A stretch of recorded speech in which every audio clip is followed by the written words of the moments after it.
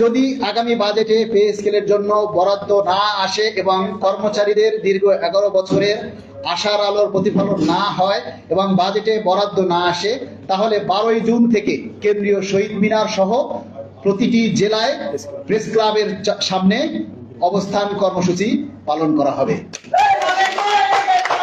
আমরা চাই এই সরকারের হাতকে আরো শক্তিশালী করতে, এবং এই সরকারের হাতকে শক্তিশালী করতে হলে প্রশাসনিকভাবে, সাংগঠনিকভাবে প্রজাতন্ত্রের কর্মচারীদের আর্থিক অবস্থার উন্নতি ঘটাতে হবে, এবং আর্থিক অবস্থার উন্নতি ঘটাতে হলে এবং সরকারি সেক্টর থেকে অনেকাংশ যে দুর্নীতি সেটাকে মুক্ত করতে হলে অবশ্যই কর্মচারীদের বেতন ভাতা বৃদ্ধি করতে হবে।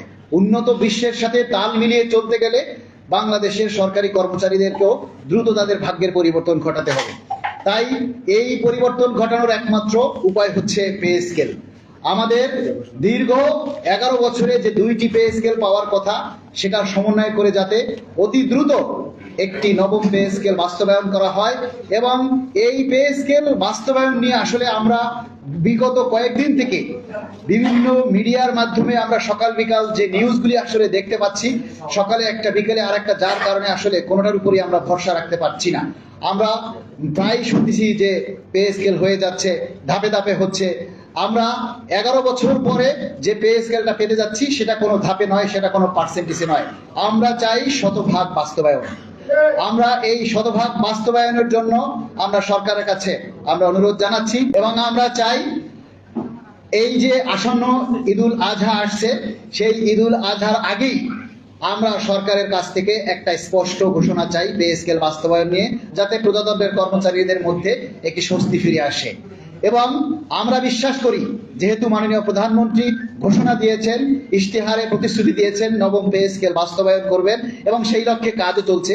সুপারিশ প্রণয়ন কমিটির কাছে আমরা বিশেষভাবে অনুরোধ করব, আপনারা বাজেট অধিবেশন শুরু হওয়ার আগেই এই চূড়ান্ত সুপারিশ বা প্রতিবেদন আপনারা জমা দিবেন।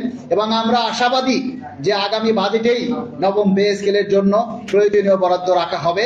আমরা চাই এই যে আসন্ন ঈদুল আজহা আসছে, সেই ঈদুল আজহার আগেই আমরা সরকারের কাছ থেকে একটা স্পষ্ট ঘোষণা চাই পে স্কেল বাস্তবায়ন নিয়ে, যাতে প্রজাতন্ত্রের কর্মচারীদের মধ্যে একটি স্বস্তি ফিরে আসে।